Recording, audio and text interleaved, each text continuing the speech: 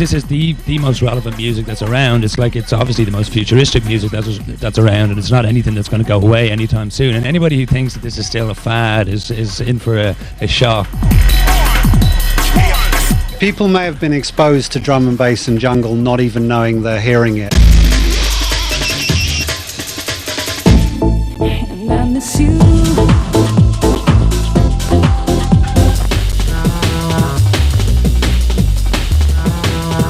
The term drum and bass actually comes from the part of the jungle record where it would break down into just the drum and the bass. The term now refers to all jungle music, basically. Let me give you an example. Jungle drum and bass now, that's where it's pitched up between 150 to 180 BPM. You got your drum patterns, and then you got your bass lines, and then you can put any samples over it and any kind of sounds. The rhythm is like two layers. There you go. You can like either rock to the fast one, or you can just rock to the slow one. The first thing you should know about jungle and drum and bass is it's not new. It's been around since the early 90s. What happened was, in the UK, techno and house was exploding in the rave scene, and a lot of DJs were hip-hop fans, and they took what's called a breakbeat, which is this. Drum techniques come from a lot of hip-hop, taking hip-hop drums and speeding them up. Which is just basically a loop from another record where the drums are looped up and turned into a breakbeat. They took that, sped it up,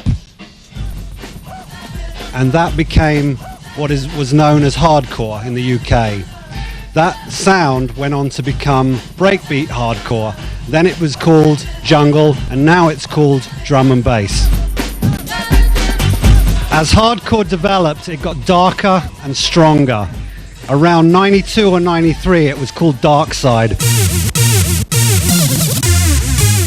In London, the main love was dark and scary. This got called Tech Step. It's a combination of techno and jungle. It's like you take the evilest sound, the weirdest, you know, like, and you put it in a fast beat, little jungle percussion, and it's rocking.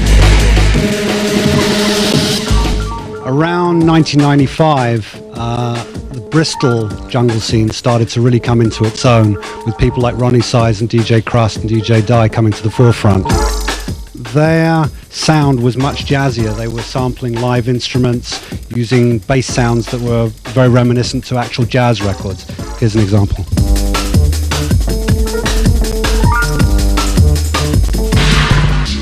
The other really major revolution in jungle music in the UK was, of course, the combination of rappers being sampled and jungle beats being used.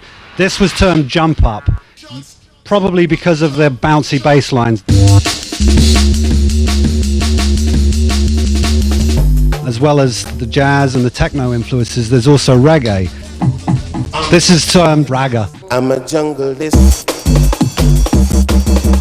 If you're into jazz, you rap, whatever, reggae, there's something in there for you, you know?